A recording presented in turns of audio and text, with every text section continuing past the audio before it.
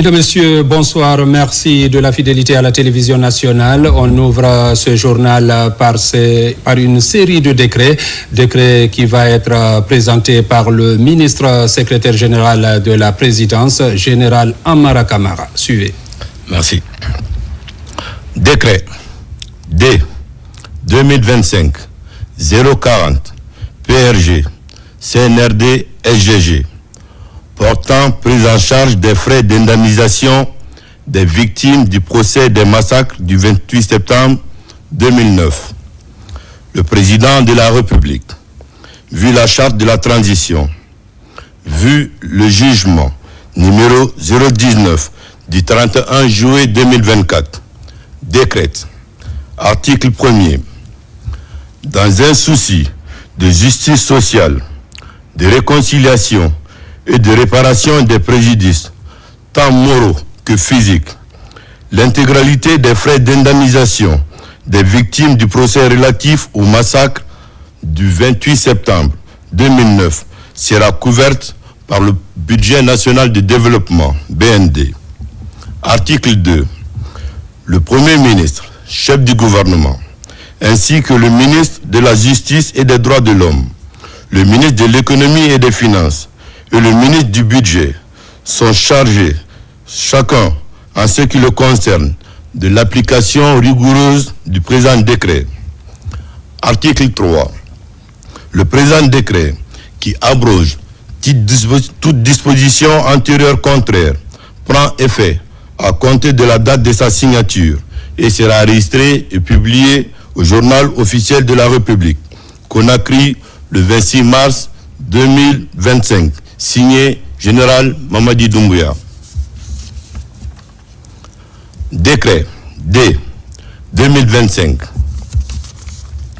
042 portant PRG, CNRD, SGG, portant nomination à la Société nationale des pétroles, SONAP SA.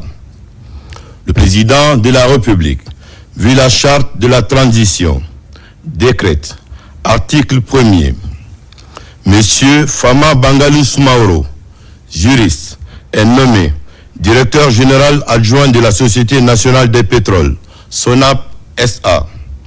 Article 2.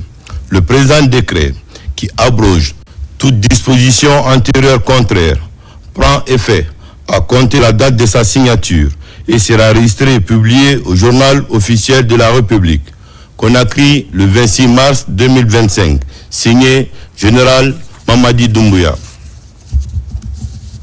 Décret D 2025 041 PRG CNRD SGG portant nomination d'un haut cadre au ministère de la Défense nationale.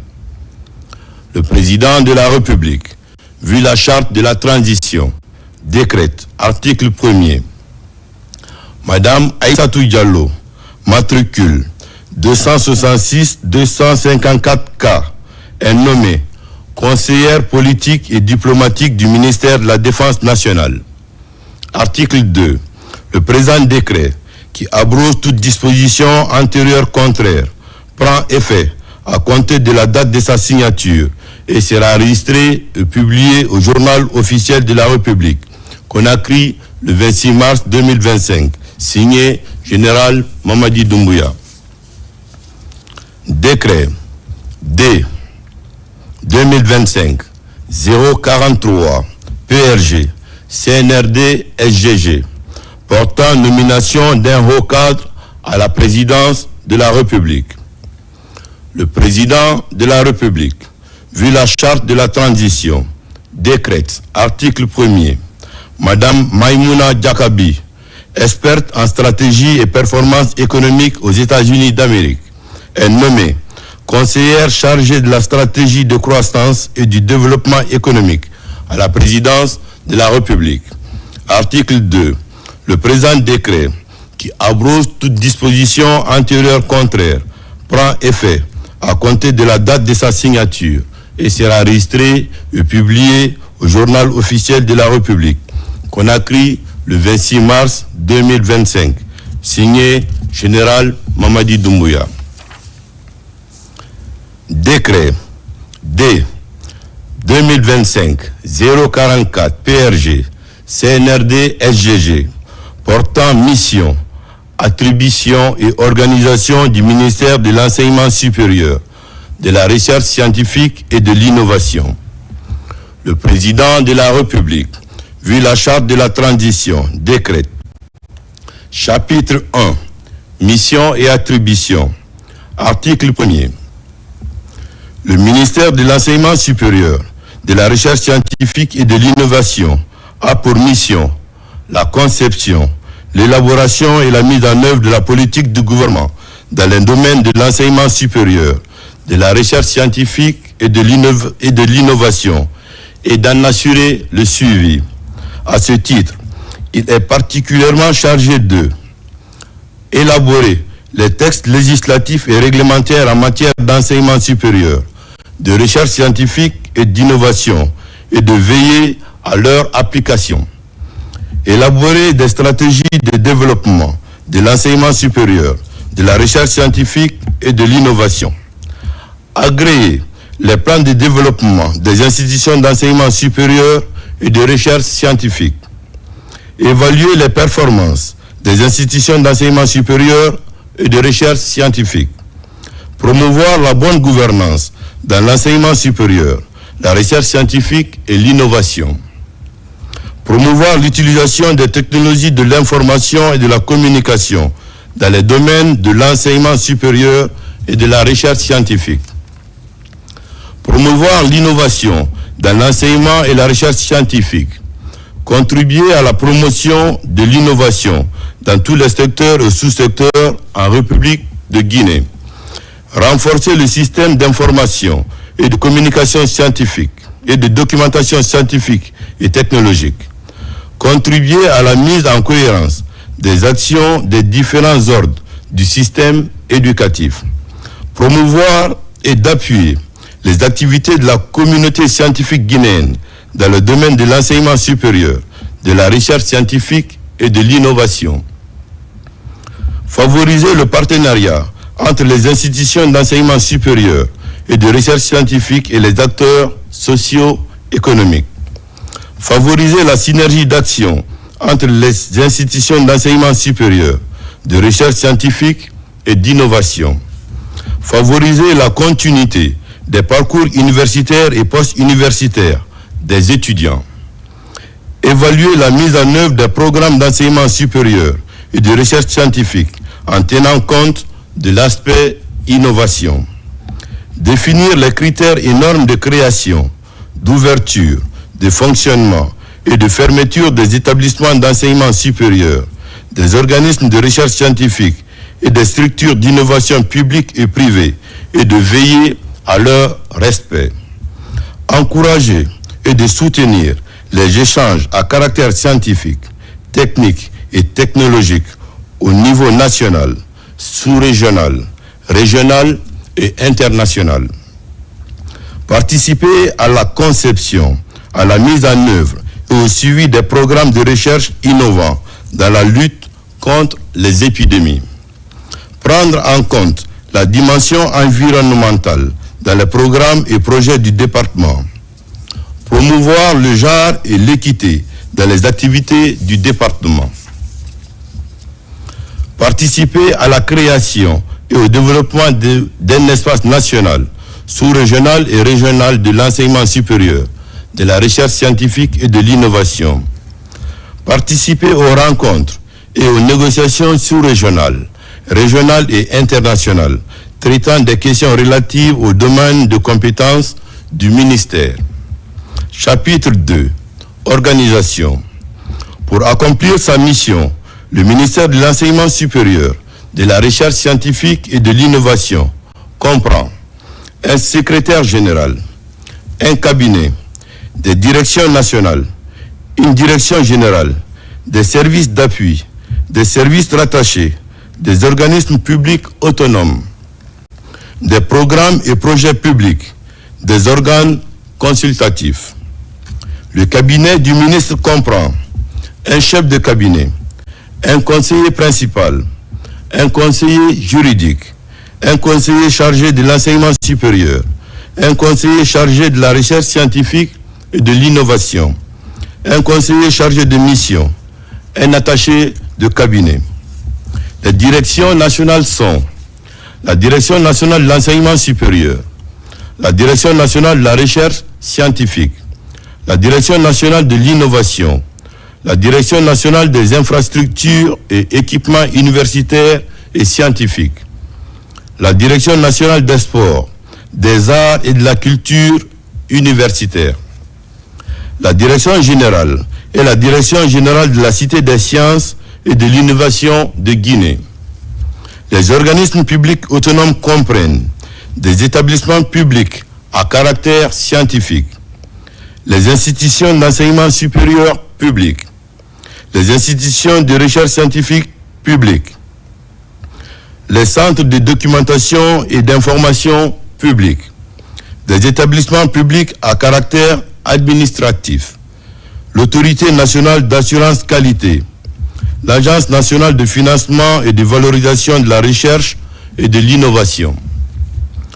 Les organes consultatifs sont la Commission nationale de reconnaissance et d'équivalence des diplômes, titres et grades universitaires, la Commission nationale de recrutement et de promotion des personnels de l'enseignement supérieur et de la recherche scientifique, la Conférence des enseignants-chercheurs et chercheurs de rang magistral, la Conférence des recteurs et directeurs généraux des institutions d'enseignement supérieur public, le Conseil des directeurs généraux des institutions de recherche scientifique, des centres de documentation et d'information, la Chambre représentative de l'enseignement supérieur privé, le Comité national de suivi et régulation du système licence master doctorat, le Comité national d'éthique dans l'enseignement supérieur et la recherche scientifique, le Conseil supérieur de la recherche et de l'innovation, l'Académie des sciences de Guinée, le Conseil de discipline. Chapitre 3. Disposition finale. Le présent décret, qui abroge toute disposition antérieure contraire, sera enregistré et publié au journal officiel de la République, Conakry, le 26 mars 2025, signé Général Mamadi Doumbouya. Je vous remercie. Merci. Vous venez de suivre une série de décrets lus par le ministre secrétaire général de la présidence de la République, général Amara Kamara. Dans l'actualité encore, adoption par le CNT de 2 accords de financement. Le premier porte sur la construction de plusieurs infrastructures routières en Guinée et le second sur la construction, j'allais dire, d'un hôpital militaire d'instruction dans la préfecture de Dubreka. Des recommandations ont été également formulées pour l'exécution correcte des projets. Le point avec Robert Siditolno. Ce sont 2 accords de financement qui ont bénéficié d'une autorisation de ratification de la part du CNT au cours de cette plénière. Le premier conclu entre la République de Guinée et la Banque africaine d'import-export ainsi que la Banque Vistagui SA est relatif au financement des projets d'infrastructures routières. Pour un montant global de 951 millions d'euros, ce programme prévoit 418 km de routes bitumées. Il s'agira des travaux de construction et de bitumage de la voirie express 2x2 voies Kagbele-Kouria, y compris les transversales T12 et T13, d'une longueur de 30 km pour un coût de 276,9 millions d'euros. Les travaux de construction et de bitumage de la route nationale RN6 Kankan-Kisudougou, longue de 185 km pour un coût de 310,2 millions d'euros. Les travaux de construction et de bitumage de la route nationale RN23 Boké-Gawal, longue de 185 km pour un montant de 207,6 millions d'euros. Les travaux de reconstruction et de bitumage en 2x2 voies de la corniche nord, port autonome de Conakry, hôtel Riviera à Kaloum, pour un montant de 70 millions d'euros. Les travaux de construction et de bitumage en 2x2 voies de la voirie de Dubreka pour un montant de 86,7 millions d'euros. Autre autorisation de ratification, celle relative à l'accord de prêt dans le cadre de la construction et l'équipement de l'hôpital militaire d'instruction de 300 lits dans la préfecture de Dubreka. L'adoption de cet accord vise à renforcer les capacités du système de santé militaire tout en offrant des services de qualité à la population. Il s'agira d'une clinique de standing présidentiel, un service de radiologie, 2 grands laboratoires, 11 salles opératoires, un service de réanimation de 10 lits, des salles d'hospitalisation pour 300 lits, une pharmacie, un service de maternité, un service de pédiatrie, un service d'ophtalmologie, un centre de traitement du cancer et d'infusion, un centre de dialyse, un hôpital de jour et une morgue. Avant d'autoriser la ratification de ces différents accords, le gouvernement, à travers les ministères de la Défense nationale et celui de l'économie et des finances, a annoncé les dispositions concrètes devant permettre la réalisation de ces accords sur le terrain. Là, une année, il y aura des experts, des médecins étrangers qui vont venir pour apprendre aux médecins militaires guinéens comment fonctionnent les appareils, les entraîner. Pendant ce temps-là, il faut former d'autres médecins. Il faut 661 médecins, infirmiers, sages-femmes et anesthésistes pour faire fonctionner cet hôpital. Ce projet incarne l'ambition d'une Guinée résolument tournée vers l'avenir. Il témoigne de notre engagement à côté du chef de l'État pour renforcer les paramètres et, je dis même, le socle du développement social et économique. En soutenant cette initiative, nous investissons non seulement dans la santé, mais aussi dans la sécurité et le développement humain de notre pays. Introduits en procédure d'urgence il y a quelques jours par le gouvernement, ces accords seront ratifiés très prochainement par le président de la République après leur adoption au CNT. Justice, la direction générale de l'Agrasc boucle un séjour de travail à Sigiri et Mandiana. Il s'agit de s'assurer de l'existence sur le terrain de toutes les machines saisies pour exploitation illicite de l'or dans la localité. Constat signé Tierno Younoussaba. La direction générale de l'Agrasc est à nouveau à Sigiri et à Mandiana. Cette mission intervient après que les 2 juridictions aient rendu des décisions ordonnant la gestion désormais de ces machines à l'agence. L'agence de gestion et de recouvrement des avoirs saisis et confisqués vient donc pour comparer le contenu des ordonnances à la réalité de terrain. Les machines donc saisies à Sigiri et à Mandiana sont désormais dans les mains de l'Agrasc. L'Agrasc sait qu'est-ce qu'il faut faire. L'Agrasc sait à qui s'adresser. L'Agrasc sait qu'est-ce qu'il faut faire de ces machines, les machines dont il est question, les biens dont il est question, et qui ont fait l'objet de confiscation définitive, rentrent dans la gestion, donc dans le patrimoine de l'État. À Sigiri comme à Mandiana, la délégation a échangé avec les autorités locales, y compris les responsables de camps où les machines sont stationnées. Il était question d'expliquer le sens de la création de l'agence. Partout, les acteurs semblent bien comprendre la nécessité de collaborer en faveur de la moralisation de la vie publique. Nous sommes ravis qu'il soit venu vérifier la conformité de ce que nous avons déclaré sur papier et ce qui se trouve sur le terrain. Et Dieu merci, tout est conforme. Et c'est un ouf de soulagement pour le tribunal de promesse de Mandiana. Ces centaines d'engins autrefois utilisés dans l'exploitation illicite de l'or ont dévasté l'écosystème dans ces 2 préfectures. Leur saisie vise donc à réglementer le secteur de l'orpaillage avec à la clé la protection de l'environnement. Diplomatie dans ce journal, le chargé d'affaires de la République islamique de Mauritanie est reçu en audience par le ministre des Affaires étrangères.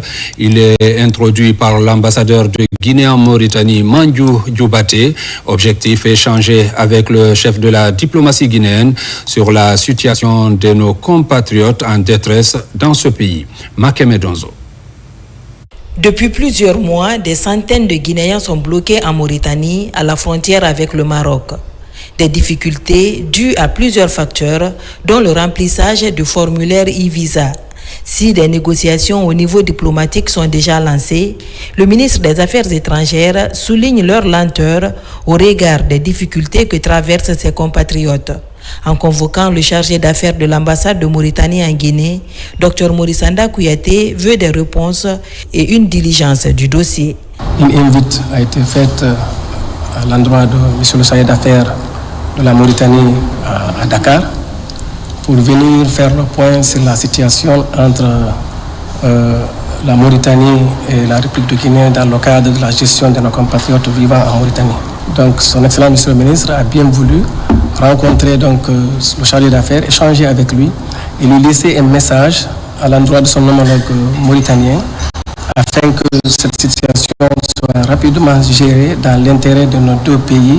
Les deux parties travaillent activement à trouver une solution immédiate. Le chef de la diplomatie guinéenne supervise personnellement chaque étape de ce dossier. Du côté mauritanien, des efforts sont en cours pour débloquer la situation. La Mauritanie a lancé un nouveau système de visa qui est e-visa. Et donc, des fois, des gens qui déclarent, ils disent qu'on a eu des problèmes au niveau de l'enregistrement et voilà. C'est bon. Ça touche tout le monde, pas seulement les Guinéens. Vous voyez, on est en train de trouver des solutions, Inch'Allah. Le chef de la diplomatie guinéenne, Dr Morissanda Kouyaté, invite le chargé d'affaires mauritanien de redoubler d'efforts diplomatiques auprès de ses autorités pour un dénouement rapide à cette situation. À l'étranger, une mission du secrétariat général du gouvernement séjourne dans la capitale française, conduite par Benoît Kamano. Elle fait des prises de contact avec des institutions françaises comme le Sénat et le secrétariat général du gouvernement français en vue d'un partage d'expériences suivi de l'établissement d'une convention de partenariat. Mohamed Souma, Amadou Touré. Renforcement du dialogue institutionnel entre le Sénat français et le secrétariat général du gouvernement de la Guinée et le partage d'expériences dans le cadre de l'élaboration de l'avant-projet de constitution de la Guinée étaient entre autres sujets au centre de cette visite du ministre Benoît Kamano ici au Sénat de France. Coopération entre les secrétaires généraux de gouvernement francophones et du monde entier, puisque un séminaire se tient prochainement en Guinée. C'est pourquoi on a eu ces échanges, et puis ces échanges aussi autour du travail qui est conduit en Guinée sur la nouvelle constitution, sur les échéances électorales à venir. Après la deuxième chambre du Parlement français appelée Sénat, le secrétaire général du gouvernement, accompagné de l'ambassadeur de la Guinée en France et le directeur du travail gouvernemental, a été reçu à Matignon par son homologue secrétaire général du gouvernement de la France. La rencontre, c'était de partager nos expériences respectives de secrétaire général du gouvernement et c'est toujours précieux de pouvoir se rendre compte qu'il y a des choses en commun et puis d'autres qui diffèrent un peu et du coup de se reposer les bonnes questions, et donc c'était très fertile comme discussion. Côté guinéen, de soulever certaines interrogations qui vont nous permettre d'alimenter le forum des secrétaires généraux qui aura lieu bientôt à Conakry en avril, et donc d'obtenir la participation à distance en visioconférence de Mme Landais à cette conférence, et au Sénat aussi d'évoquer l'avant-projet de constitution qui est en cours d'élaboration, et surtout de voir comment le Sénat français peut aider le Parlement guinéen à mettre en place cette deuxième chambre qui est prévue. Ces différentes rencontres ont pour but le partage d'expériences et l'acquisition de nouvelles connaissances nécessaires pour moderniser les méthodes de travail, améliorer les conditions de traitement des dossiers du très stratégique département du secrétariat général du gouvernement, une institution transversale à la coordination des actions du gouvernement. Volet enseignement à l'université de Kankan, 28 détenteurs de diplômes de master et de doctorat entrent en service pour rehausser le niveau de l'enseignement supérieur. Les diplômes sont délivrés par le service des études avancées afin de booster le programme universitaire. Reportage Kiamo Kaba. À l'université Julius Nyerere de Kankan, plusieurs enseignants-chercheurs viennent de recevoir leur diplôme certifié de doctorat et de master. Au total, 28 diplômes ont été délivrés par le service des études avancées dans les filières de la biodiversité et de l'écologie ainsi qu'en sciences sociales pluridisciplinaires. C'est la première fois qu'il y ait délivrance et remise de diplômes au niveau de M et de D, c'est-à-dire master et doctorat. Il y a 2 diplômes au niveau du doctorat. Il y a 24 diplômes au niveau du master. Au niveau du master, il y a deux programmes. Il y a le master biodiversité et écologie, 2 diplômes. Le master pluridisciplinaire en sciences sociales, 24 diplômes. Ça fait au total 28 diplômes que nous avons délivrés au jour d'aujourd'hui. Ces récipiendaires sont des collègues avec lesquels on a vécu ici. J'ai dit, je les encourage à aller beaucoup plus vite, surtout ceux qui font le master. Et non qu'à faire en sorte qu'ils puissent passer pour le doctorat. Déjà, les récipiendaires affichent leur volonté de mettre à profit leurs compétences pour améliorer l'efficacité des programmes de formation. Ce n'est que le premier pas pour moi, en espérant que je vais encore redoubler beaucoup plus d'efforts pour que je puisse évoluer en grade aussi. Et ma vision est grande. Je vis cette fois-ci vers le doctorat. Je me suis même inscrite en doctorat à Bamako. Voilà, et j'encourage surtout les femmes vraiment à s'inscrire au master. Ces diplômes, conformes aux normes de sécurisation et de traçabilité, s'inscrivent dans la politique du ministère de l'Enseignement supérieur, de la recherche scientifique et de l'innovation. Une initiative visant à harmoniser le contenu des diplômes et à lutter contre d'éventuelles falsifications. À Kindia, ce sont les responsables de la scolarité des institutions d'enseignement supérieur qui sont depuis lundi à l'école de la plateforme Parcoursup, un nouvel outil de gestion de la scolarité, comme vous allez le voir, qui vient marquer l'innovation dans le secteur. Alpha Yassila. Ils sont 200 chefs de services de scolarité des institutions d'enseignement supérieur, publics et privés, à prendre part à cette formation sur la gestion de la scolarité à l'ère de la plateforme Parcoursup. L'objectif est de les doter des compétences nécessaires pour optimiser l'utilisation de cette plateforme et améliorer la gestion des processus académiques. Il vous souviendra qu'en 2015, le ministère de l'Enseignement supérieur a muté, surtout du point de vue des orientations, avec une plateforme qu'on appelait Joliba. Alors, quelques années après, nous sommes arrivés à l'ère de Gupol. À l'arrivée de son Excellence, Monsieur le ministre de l'Enseignement supérieur, Alpha Bakar Bari, alors on a eu une autre révolution, donc que nous avons nommée Parcoursup Guinée, qui fait à la fois la gestion du parcours des étudiants, mais la gestion des enseignants, chercheurs et chercheurs.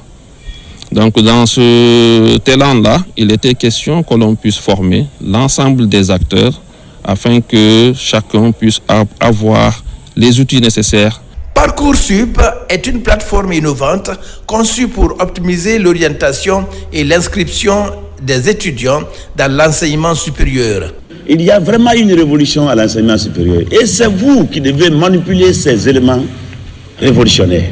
Si c'est de façon mécanique que les informations passaient, aujourd'hui maintenant c'est à la fois la digitalisation et la numérisation. Nous avons aujourd'hui 18 institutions d'enseignement supérieur public.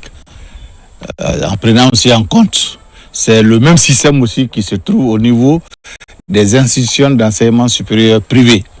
Donc c'est vraiment une nécessité fondamentale, surtout nos universités ont connu beaucoup de mutations. Et il faudrait que ces textes soient en conformité avec le contexte actuel. La gestion des scolarités est essentielle pour le bon fonctionnement des institutions d'enseignement supérieur. Elle impacte directement l'expérience étudiante, la fluidité des processus d'inscription et le suivi des parcours académiques. Et au niveau de l'éducation, en plus des cahiers d'activités et les fiches pédagogiques, l'école guinéenne dispose désormais des livres de jeunesse pour l'exploitation de ces manuels. Plusieurs enseignants renforcent leurs capacités. Explication Abdul Aziz Baldi. Le ministère de l'enseignement préuniversitaire poursuit son processus d'innovation pour une éducation de qualité. L'UNIRAP, à travers l'Institut français de Guinée, travaille sur la valorisation des ressources éducatives et sur l'utilisation des fiches pédagogiques afin d'intégrer les livres jeunesse au niveau élémentaire. La promotion de la lecture au sein des programmes d'enseignement-apprentissage reste la principale mission des porteurs du projet. Je tiens à souligner l'engagement de ressources éducatives qui soutient activement des projets comme celui-ci visant à renforcer la qualité et l'enseignement et à accompagner nos enseignants dans l'amélioration de leurs pratiques pédagogiques. Pour cette première étape, 114 enseignants et encadreurs apprennent comment exploiter ces livres de jeunesse, mais aussi développer ses compétences chez les élèves avec l'appui de cadres de l'UNIRAP. Nous avons élaboré à l'UNIRAP 30 fiches pédagogiques pour 30 livres de jeunesse. Et pour chaque livre de jeunesse, dans chaque fiche, on a travaillé sur 10 compétences. Nous estimons que si les élèves acquièrent ces 10 compétences par titre, nous aurons de fortes chances que ces élèves s'expriment bien, parlent bien, soient capables de faire des bonnes analyses, des bonnes synthèses, développer leur vocabulaire grammaire, en conclusion qu'ils soient efficaces en classe. Le projet des ressources éducatives est entamé en Guinée depuis 2022 avec le soutien de l'Institut français. Au sortir de cette rencontre, les enseignants doivent être capables de préparer les séquences de cours avec ces supports tels que les cahiers d'activité, les manuels scolaires et les livres de jeunesse. Le programme doit toucher toute l'étendue du territoire national. À présent, nous vous donnons lecture de ce communiqué du ministre du Travail et de la Fonction publique. Conformément aux dispositions du décret D 2022-0526 PRG CNRD SGG du 2 novembre 2022, modifiant le décret D 250 PRG SGG du 1er août 1995 concernant les fêtes légales en République de Guinée, le ministre du Travail et de la Fonction publique porte à la connaissance des travailleuses, travailleurs et agents des secteurs publics, mixtes et privés que la journée du jeudi 27 mars 2025, lendemain de la nuit de Laylatul Qadr, est déclarée fériée, chômée et payée sur toute l'étendue du territoire national. Le ministre du Travail et de la Fonction publique profite de cette heureuse occasion pour souhaiter une bonne fête à tous les fidèles musulmans de Guinée et d'ailleurs. Signé Faya François Bourneau. Parlons aussi du rayonnement de la radio rurale de Guinée. Le ministère de l'Information et de la Communication a pris l'initiative de doter les techniciens d'équipements de protection. Cette démarche vise à faciliter le travail et assurer leur sécurité sur le terrain. Salimatou Kanté, Nafissatou Bangoura. Le ministère de l'Information et de la Communication a renforcé ce mardi la sécurité des techniciens de la radio rurale de Guinée en leur remettant des équipements de protection. L'ambition est de garantir leur sécurité sur le terrain et faciliter leur travail. Aujourd'hui, nous avons décidé de leur trouver ces équipements pour leur permettre d'être opérationnels sur le terrain. C'est ce que le chef de l'État, le chef suprême des armées, le général Mamadi Doumbouya veut. Il veut assurer la sécurité à toute la population guinéenne. Et le ministre de l'Information et de la Communication, son Excellence Fana Souma, nous a aussi demandé d'assurer la protection de nos techniciens sur le terrain. Les agents ont reçu des chaussures de sécurité, des casques, des gants et des lunettes de protection. Un geste salué par les bénéficiaires conscients de l'importance de ces équipements dans l'exercice de leur mission. On est très content parce que c'est une première. Cette fois-ci, le DG a décidé de nous octroyer des tenues de travail à la radio rurale. On remercie le directeur, c'est la première fois on gagne ça. En sortant en mission, on porte, c'est ravi quoi. En montant en pylône, on va porter pour nous protéger. Cette dotation vient s'ajouter aux nombreuses actions menées depuis l'arrivée du ministre Fana Souma à la tête du département. Sur place, les bénéficiaires s'engagent à en faire bon usage. Une campagne d'approvisionnement des marchés en poissons à un coût abordable est lancée dans les différentes communes de Conakry. Elle a démarré depuis quelques semaines. Une équipe du département de la pêche est sur le terrain pour veiller au respect des prix. Reportage Al-Gassimoba. En ce mois saint de Ramadan, l'amélioration et la disponibilité, mais surtout l'accessibilité du poisson, reste une priorité du chef de l'État et de son gouvernement. Pour exécuter cette approche, une campagne de vente de poissons à un coût abordable est lancée. Après le démarrage, les cadres du département de la pêche sont sur le terrain pour superviser l'opération de vente. Dans cette période, la demande est très forte. Nous voudrons que ce poisson soit accessible. C'est pourquoi nous nous déplaçons pour venir vers les ménages. Nous voulons également que le panier de la ménagère soit soutenu.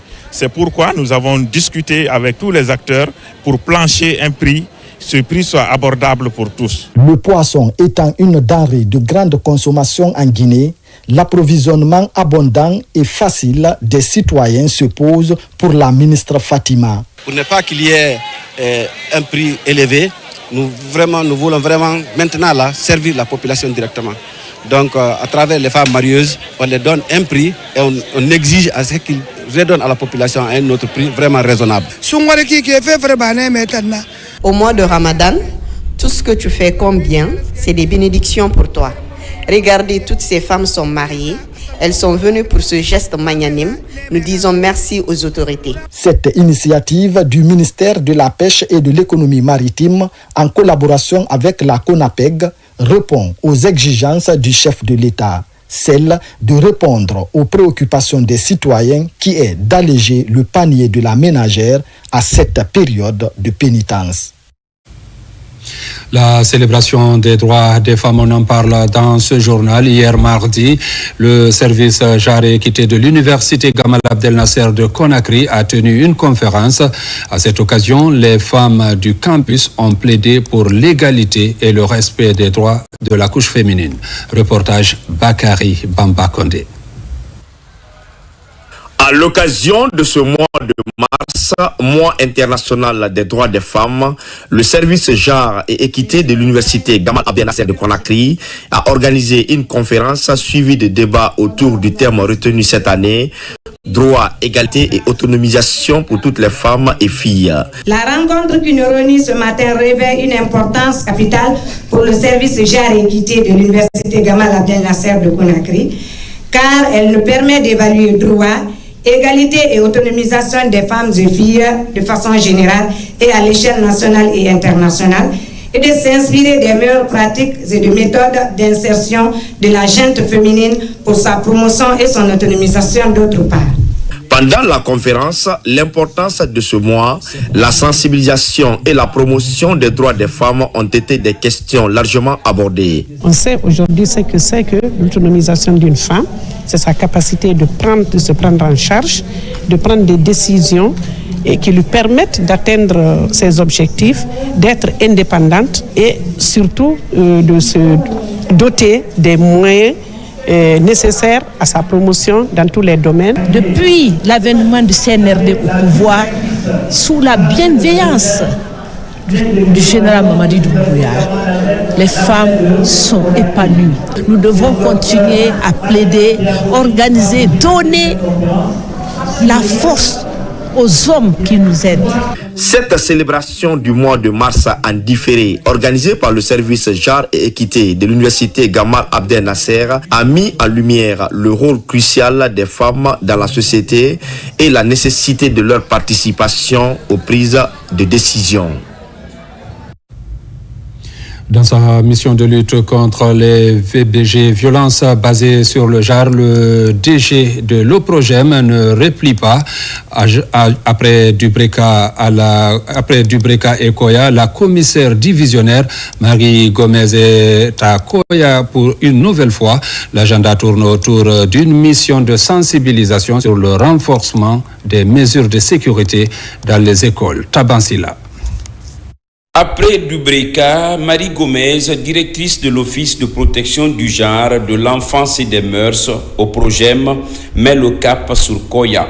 Au collège et lycée Ismaël Sogbe Bangoura, la commissaire divisionnaire explique aux élèves et encadreurs à travers une projection photo les actes de violence commis et réprimés dans ces localités en vue d'un changement de comportement. Pendant la communication tout à l'heure, je me suis amusée à dire on va accélérer, mais les élèves ont crié pour dire que non, ils veulent rester. Alors là, je me rends compte que le message est bien perçu. Nous voulons que de tels crimes ne se répètent plus dans la préfecture de Koya. On a vu des choses horribles et les élèves en ont tiré un bon enseignement. Je voudrais lancer un appel aux parents, aux élèves, pour leur dire que l'école appartient à la communauté. Et aussi en amont, doivent nous aider pour que les crimes dans les conditions scolaires baissent ou cessent complètement. Dubreka et Koya sont les deux préfectures en Basse-Guinée qui ont enregistré en 2024 un fort taux de violence suivi de meurtres. C'est avec beaucoup d'émotion que nous avons suivi la projection de ce film. C'est très pathétique. Les filles là sont les relèves de demain. Donc elles ont bien compris comment elles doivent se comporter, comment elles doivent marcher en groupe, ne pas marcher seules. Nous souhaitons vraiment que la directrice générale de l'OPROGEN continue son travail, la même activité dans nos collectivités décentralisées. Dans ces deux localités, la forte mobilisation des élèves et leurs encadrants, la présence continue des autorités administratives auprès de la mission de sensibilisation témoignent à suffisance l'intérêt que chacun accorde désormais à cette thématique liée aux violences basées sur le genre. C'est une tradition chaque année. Le Parti démocratique de Guinée célèbre la date de la disparition du camarade Ahmed Sékou Touré. Cette année, les activités étaient sur la lecture du Saint-Coran. La rencontre a mobilisé à la mosquée Faisal de Conakry les militants et sympathisants du parti. Djene Yansani. Nous sommes à la mosquée Faisal de Conakry. Autour du grand imam El Hadj Mohamed Saliou Camara, militants sympathisants du PDG RDA, membres du CNRD et autres invités se sont donné rendez-vous pour la lecture du Saint-Coran. Une occasion symbolique et spirituelle à l'occasion des 41 ans de la disparition du camarade président Ahmed Sékou Touré. Les sentiments d'aujourd'hui, c'est des sentiments de fierté, d'humilité et surtout de recueil. Je voudrais profiter de cet instant précieux pour prier Allah subhanahu wa ta'ala lui accorder son paradis final, accorder la paix à la Guinée, accorder le développement à la Guinée sous le leadership de son fils, son représentant, je nomme le général d'armée Mamadi Doumbouya. Nous célébrons aujourd'hui le 26 mars pour le repos de l'âme de tous nos devanciers. Et nous disons que l'homme, il est mort par corps, mais par esprit, il vit. Il vit en nous, les Guinéens. Il vit en nous, le PDG, il vit en nous, membres de sa famille, par les actes qu'il a posés à travers le monde. La date anniversaire du rappel à Dieu du premier président de la République coïncide cette année avec le mois saint de Ramadan. Une autre occasion de louer la grâce divine pour le repos éternel de son âme ainsi que de tous ses compagnons. Le dit le CNRD tous les jours, s'inspirer du passé pour construire l'avenir ensemble. Donc nous avons espoir qu'en s'inspirant du passé, on pourra avoir un avenir radieux avec des jeunes que vous êtes. Je suis très réconforté dans mon esprit par rapport à tous les idéaux que le président Ahmed Sékou Touré a pu planter, n'est-ce pas, ici en Guinée, en Afrique et ailleurs même. C'est une célébration qui rappelle davantage à l'opinion ce que fut le premier président pour la Guinée à travers les acquis qu'il a laissés. La cérémonie a pris fin par des prières et recueillements au mausolée de la Grande Mosquée où repose le camarade Ahmed Sékou Touré et ses compagnons. Cérémonie commémorative du 40e anniversaire du rappel à Dieu du premier président guinéen Feu Ahmed Sékou Touré dans sa ville natale. À Farana, la cérémonie a été marquée également par la lecture du Saint-Coran et un grand sacrifice. Maïmouna Bella Diallo, Ibrahima Oulem Fofana, Silati Kourouma. Farana, la préfecture qui a vu naître le responsable suprême de la révolution, commémore le décès de l'homme de 1958.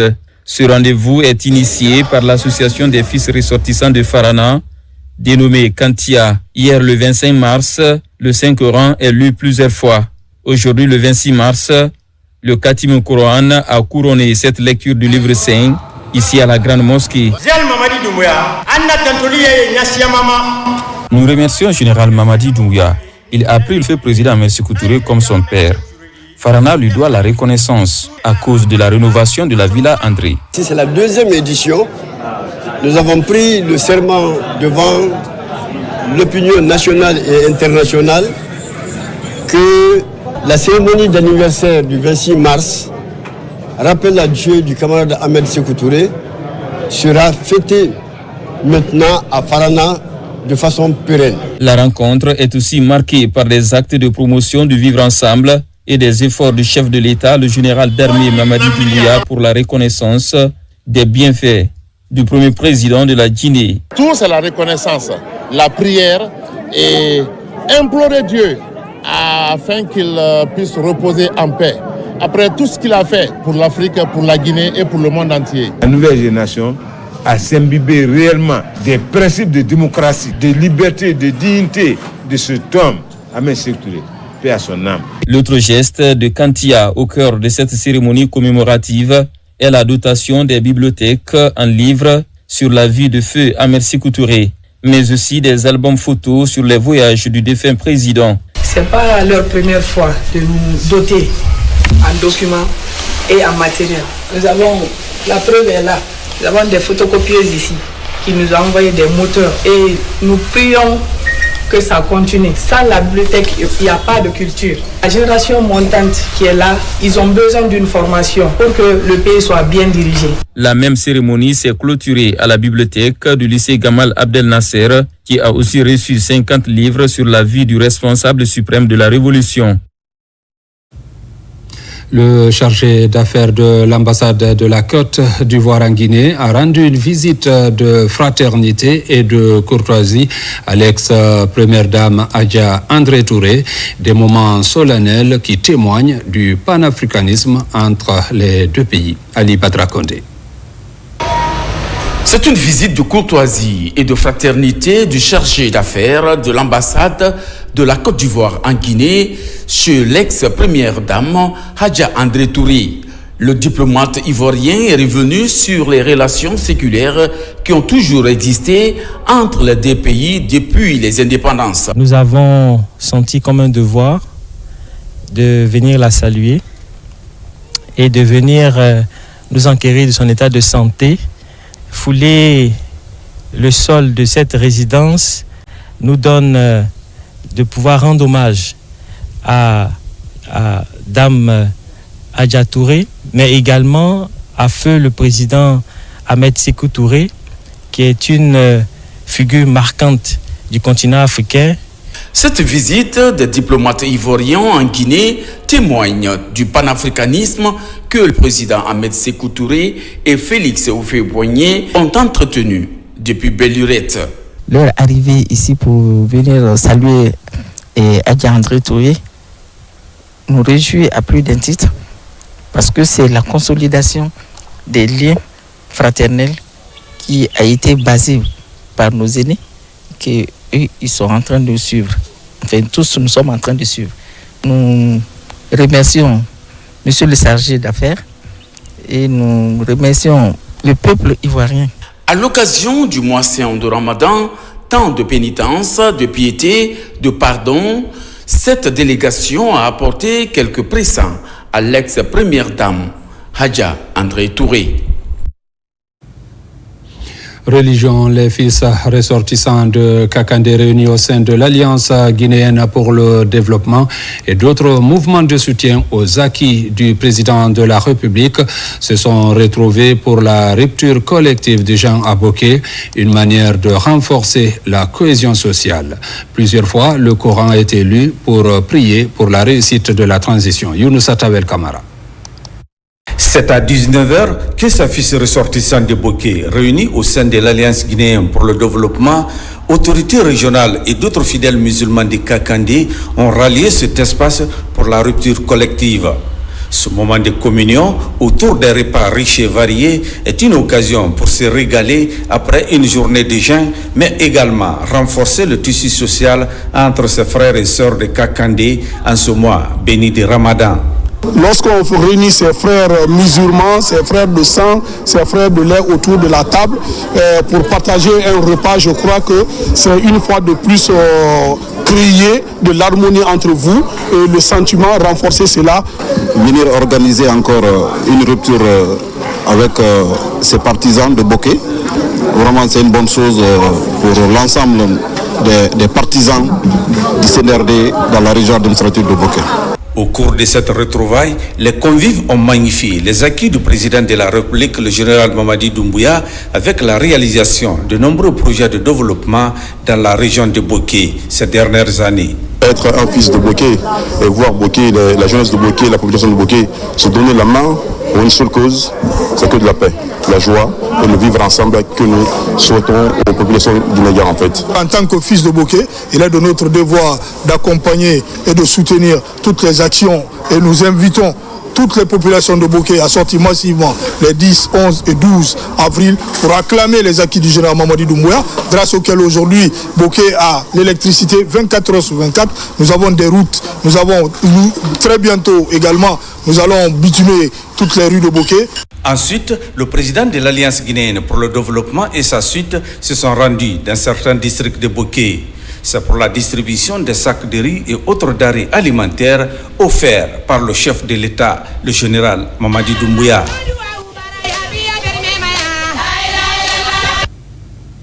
À Kouroussa, lecture du Saint-Coran pour la paix et la cohésion. Elle a été organisée par les femmes de Kouroussa dans le cadre de la célébration en différé de la Journée internationale des femmes.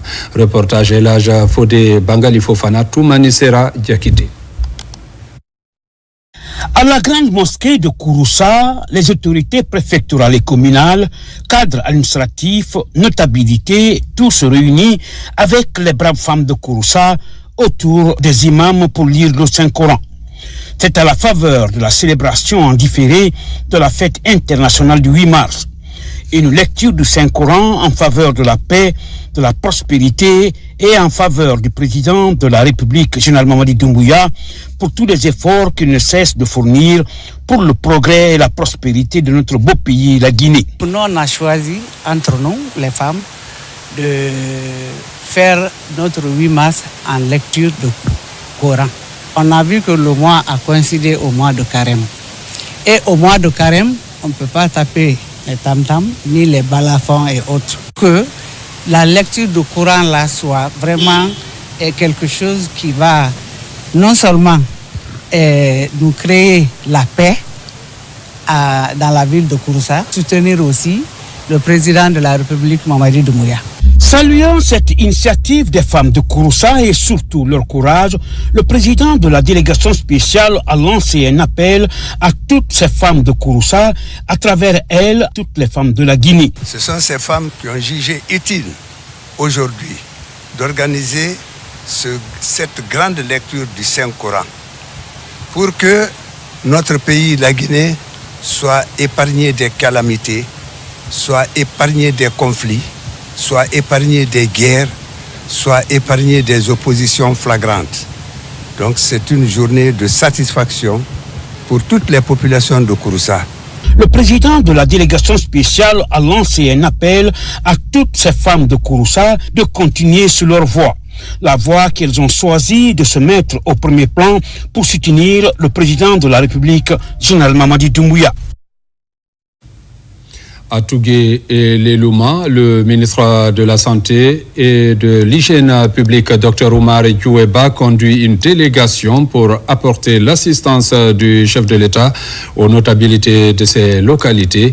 Des enveloppes symboliques et des vivres ont été remis en ce mois de Ramadan. Reportage Tierno Marofoba. Dans le Fouta, en ce mois de Ramadan, le président de la République, le général Mamadi Doumbouya, apporte le déjeuner aux sages de cette partie de la Guinée. À Tougué, c'est le ministre de la Santé et de l'Hygiène publique qui remet l'enveloppe à la notabilité.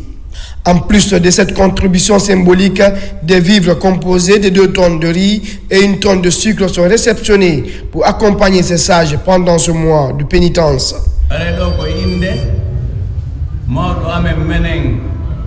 Je prends la parole au nom des sages de Tougué. Ce qu'on a vu ici par ce geste du chef de l'État nous réconforte.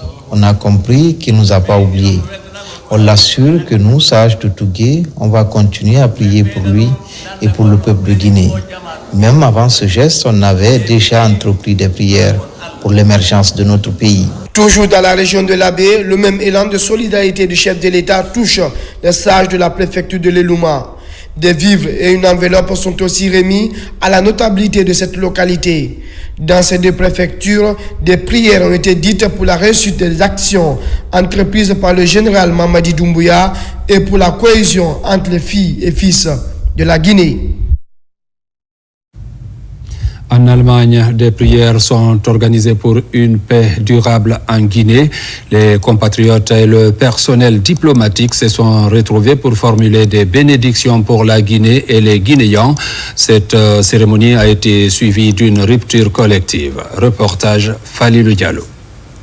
En Europe, l'une des plus fortes colonies guinéennes vit en République fédérale d'Allemagne. Ses compatriotes se sentent de plus en plus concernés par les efforts en cours dans le cadre de la refondation du pays. C'est pourquoi ils se retrouvent ce soir pour une cérémonie de prière et de rupture collective. Le moment est bien choisi car pour eux, cette initiative de l'ambassade permet de rapprocher davantage les compatriotes. Cette fois, c'est vraiment bien parti avec ce qui se passe maintenant dans le pays, les lectures du Coran, le travail qui s'ensuit, tout ce qui fait là, tous les efforts qui sont fournis pour que le pays vive dans la paix et le développement qui s'ensuit. Des prières qui ont un impact direct sur le renforcement de la cohésion sociale entre les Guinéens tant au pays qu'à l'étranger. L'objectif du personnel diplomatique est de promouvoir cette culture d'acceptation. L'ambassadeur et son équipe travaillent activement au rapprochement des compatriotes. Je voudrais réitérer toute ma gratitude aux sages de Berlin pour leur bénédiction quotidienne à la mosquée et dans les familles. On en a besoin. Et leur dire qu'à travers leur bénédiction, nous avons réussi au cours de ces 3 dernières années à aller de l'avant dans l'intérêt supérieur de la nation. Cette cérémonie religieuse témoigne de l'engagement de l'ambassade de Guinée à Berlin d'œuvrer en faveur de l'unité entre les compatriotes. C'est aussi le signe de la proximité sociale entre le personnel diplomatique et les ressortissants guinéens conformément aux recommandations du ministre des Affaires étrangères, Dr Maurice Sanda Kouyaté. Pour encourager l'enseignement coranique en Guinée, les initiatives se multiplient. Le concours dénommé Coran Challenge est initié dans ce sens à Conakry. Il a regroupé plusieurs lecteurs et interprètes du Coran venus de tout le pays. Cette compétition islamique, qui est à sa 9e édition, vise à promouvoir davantage les valeurs de l'islam au sein de la couche juvénile. Reportage Diarra Diallo Kandesila. Coran Challenge est un programme qui vise à vulgariser les valeurs de l'enseignement coranique au sein de la couche juvénile. Comme chaque année à Conakry, il regroupe plusieurs talibés issus des foyers coraniques du pays. Ces différents lecteurs en lice sont évalués par des spécialistes en mémorisation et interprétation du Saint-Coran. Le concours met un accent très particulier sur la compréhension approfondie du Coran. Les candidats doivent donc démontrer leur maîtrise des sciences coraniques, incluant des hadiths, le tawhid, le fiqh et le tafsir. Mais alhamdoulilah, on a pu le faire. Parce que Coran Challenge a l'objectif d'aller au moins jusqu'à 50 éditions. Et plus que tout ça. Cette compétition islamique est perpétuée depuis 9 ans sur le terrain. Elle constitue aujourd'hui un modèle d'inspiration pour bon nombre de fidèles musulmans. Le thème principal de cette année est Islam, religion de paix et de miséricorde. Je suis ému à plus d'un titre. Je dois cette victoire à tous ceux et celles qui m'ont accompagné, notamment ma famille et mon maître. Ce prix que j'ai reçu est le fruit d'un parcours de longue haleine. Ça me réconforte et ça m'encourage à travailler de plus. Il est important au moment où nous sommes dans un temps de déperdiction des valeurs culturelles, qu'on puisse promouvoir ces arts d'activité qui prend en compte la culture, les valeurs et surtout la compréhension textuelle et les recommandations divines du message du Saint-Coran. Cette 9e édition de Coran Challenge a enregistré plus de 247 participations. 175 inscriptions ont été jugées conformes aux principes du concours. Au cours de cette finale, 10 candidats, dont 2 filles, sont en compétition pour rafler 3 prix. Mesdames, Messieurs, c'est la fin de cette édition. Merci de l'avoir suivi et bonne suite de programme sur la télévision nationale.